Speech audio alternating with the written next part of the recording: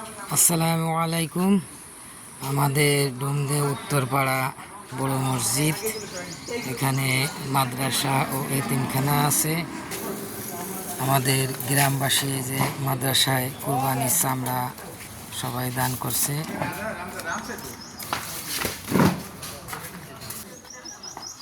ডুমদিয়া দারুল উলুম মাদ্রাসা ও এতিমখানা, এটা হচ্ছে আমাদের মাদ্রাসায় প্রবেশ করার গেট।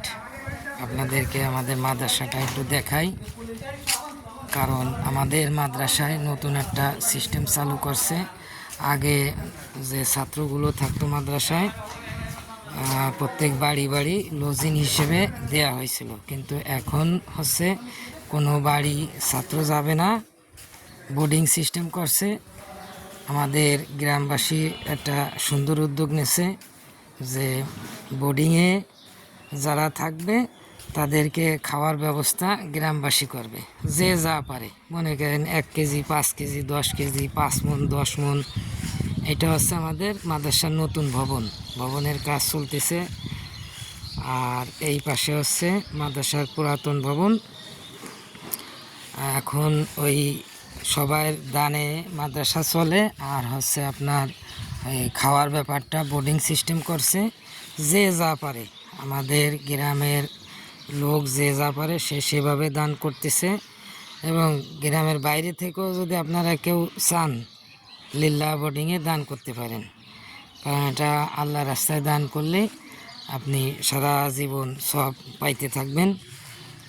আর আমাদের গ্রামবাসী যে উদ্যোগটা নেছে, খুব ভালো উদ্যোগটা নেছে।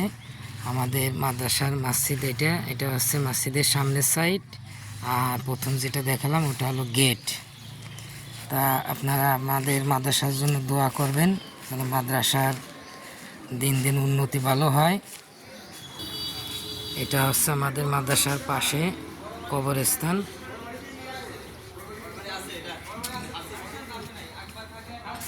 আমাদের মাদ্রাসায় যারা এই যে মোটামুটি দায়িত্ব পালন করে, কষ্ট করে, কিছু লোক এখানে বসে আছে, মুরব্বিয়ানরা। ওরা মাদ্রাসা কিভাবে পরিচালনা করবে সেই ব্যাপারে নিজেরা বসে পরামর্শ করছেন। যে এরা পরামর্শ করতেছে বসে বসে, কারণ বিভিন্ন জায়গা থেকে চামড়া আসতেছে। ওই যে আমাদের মোহতামিম সাহেব বসা।